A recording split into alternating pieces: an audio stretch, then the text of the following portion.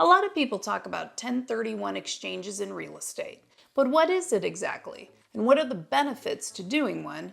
And are there times that you should not do a 1031 exchange? Hey everyone, it's Kimberly, your go-to real estate agent in Tucson, Arizona, and today we are talking about the pros and maybe even some reasons why you wouldn't want to do a 1031 exchange in real estate.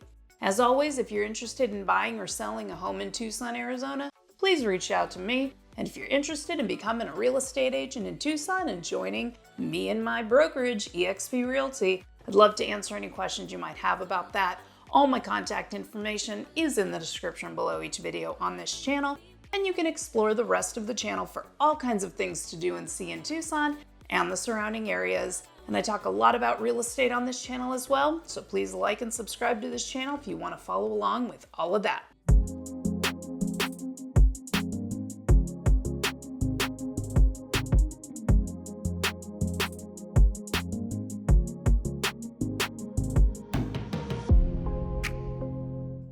Okay guys, so what is a 1031 exchange?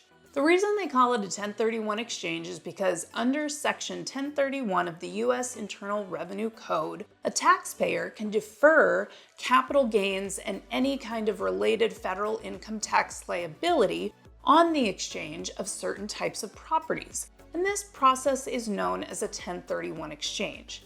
This is only for investment properties. This is not for primary residences or second homes or a home that you use as your personal vacation property. This is specifically to be used when you have a property that you are earning some sort of income from and you want to sell it and purchase another property that's going to get you some sort of other income. Before I go any further into this video, absolutely the first thing you should always do before you even consider doing a 1031 exchange is talk to your tax advisor to find out if it even makes financial sense to do a 1031 exchange. Maybe it won't work for you. Maybe it won't help you out financially or during tax time. Maybe you should do a 1031 exchange, but you should wait until next year because it makes more sense to do it next year during next year's tax season.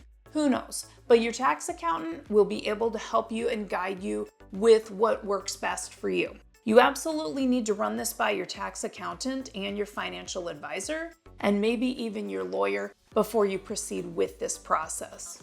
So who are the types of people or investors who would benefit from a 1031 exchange? Well, let's say you have a rental property and you're currently using it and making money from it somehow. Maybe you have a duplex or you've owned it for 20 years and it's old and the roof is old, the HVAC is old, and it's starting to cost a lot of money out of pocket just to maintain the place. And it's been a nice little rental property and you've been renting it out all throughout the years. You've made some money on it, you've depreciated it, all of that.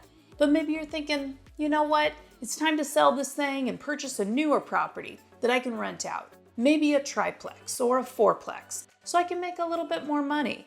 Or maybe something newer with more upgrades that won't have quite the maintenance. Maybe I want to get a single family residence because I actually think I'll make more money from renting out a nice single family home than I could from a small little duplex. Whatever you're thinking. Or maybe you're an investor with a rental property, but it's not bringing in much money for you, and you'd like to get a new investment property in a better area that would bring in more money. Or maybe you want to diversify your assets. Or maybe you have one rental property, but you want to sell it to purchase 2 or 3 rentals. Likewise, maybe you have 2 or 3 rentals and you want to sell them and just purchase 1 rental property. Any of these reasons could be a reason you may want to do a 1031 exchange. So if you follow the right rules and you sell your original property or properties and you purchase this new property, if you follow the correct steps and do everything according to the rules, you can defer your taxes onto the next property. Now, I am not saying you don't ever have to pay taxes. I'm saying you can defer both federal and state capital gains tax and other taxes that you might normally pay. When you sell that rental property, you can push those taxes onto the next property. Because keep in mind, if you own a property and you do not live in it for 2 of the last 5 years, you might have to pay capital gains tax on that property when you go to sell it. So if you do a 1031 exchange, you will not have to pay the capital gains tax when you sell that property. And this 1031 exchange can be across state lines. So let's say you own a rental property in California and you go to sell it and you sell it for $800,000. You can take that money and you can purchase 2 or 3 or 4 or more rental properties in Tucson, Arizona, for example, because real estate in Tucson, Arizona is much less expensive than many or most places in California. And Arizona taxes are generally lower than California too. So you're allowed to do that and cross state lines in that way, but you have to follow the rules. So what are the rules? Okay, so this is actually pretty simple. And of course, like I said, make sure you're working closely with your tax accountant and your real estate agent because they will guide you to follow all the timeline and the financial steps. The very first financial rule is that all the proceeds from your first sale must be used as the down payment on the purchase you are making. So let's say you sell your rental property for $300,000, and let's say you own it outright, and you have closing costs that come up to about $20,000 because of course you have to pay your real estate agent, and you might have some other closing costs. So let's say you walk away with $280,000 in your pocket after the sale. Well, you have to take that entire $280,000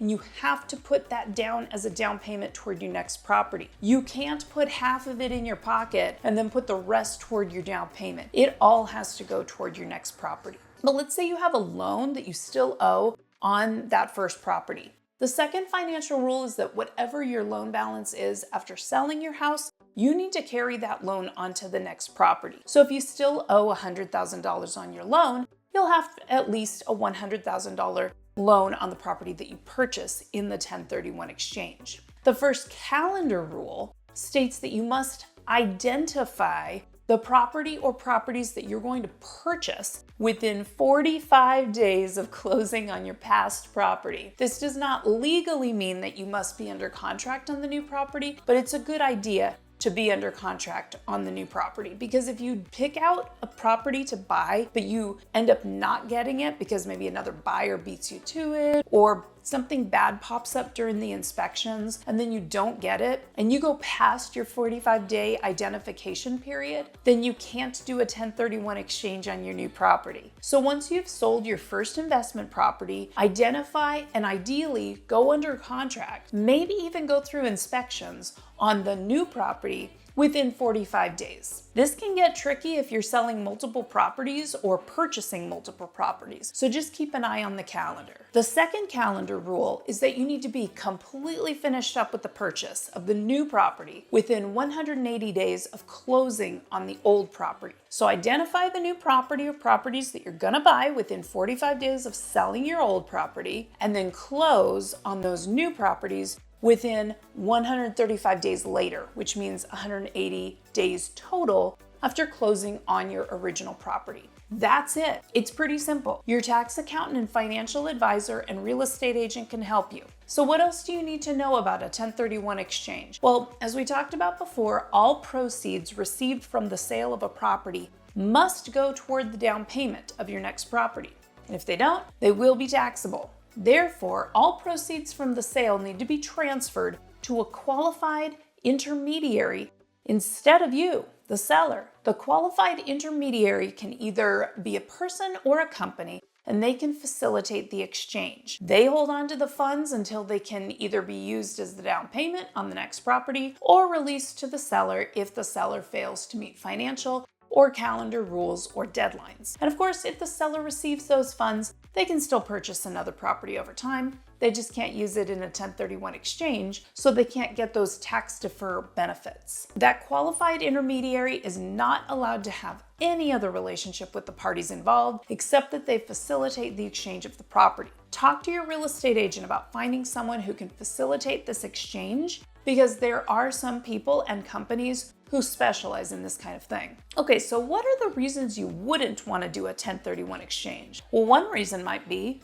you just don't mind paying taxes. Now, this might sound like a kind of a strange thing to say, but think about it. Let's say you purchase a property about 30 years ago. You've been using it as a rental property, and let's say you paid like $80,000 for it when you bought it. But let's say it's worth $380,000 today. If it's fully depreciated, you're going to pay full capital gains tax on it. But even after closing costs and capital gains tax, you're still going to walk away with well over $80,000. We're talking about a property that's been making money for the last 30 years as a rental. So you probably made quite a bit of cash throughout the years, and you've depreciated it, which has saved you money on your taxes. If you just want to take the money and run, and you don't mind paying those capital gains taxes, well, good for you. Again, talk to your tax accountant, talk to your financial advisor, make sure that selling a property and paying full capital gains tax is the right thing for you to do at this time. Another reason you might not want to do a 1031 exchange is if you just want to get out of the investor game. Maybe you've owned investment properties for a while and you're sick of it, and you're just sick of the headache and you're sick of the hassle. The whole point of a 1031 exchange is that you're taking one investment property and you're purchasing another. But if you don't want another one, again, talk to your tax accountant and your financial advisor, but maybe a 1031 exchange is not what you want to do. Another reason you might not want to do a 1031 exchange is if you've lived in your rental property for 2 out of the last 5 years. Talk to your tax accountant, but if you've been living in the investment property for 2 out of the past 5 years, you might not even have to pay capital gains tax when you go to sell the property. I hope you've learned a little bit about 1031 exchanges in this video. There are plenty of reasons to do a 1031 exchange in real estate, and plenty of reasons you might not want to or need to. Your tax accountant, lawyer, financial advisor, and real estate agent can help you. When you're ready to buy or sell a home in Tucson, Arizona, please reach out to me and I'll help you get started. All my contact information is in the description below each video on this channel, and there are plenty of other videos on this channel about Tucson and the surrounding areas, as well as real estate in general, so don't forget to explore the rest of this channel after you check out this video. Consider hitting that like and subscribe button on your way out the door, and I'll see you in the next Tucson and real estate video.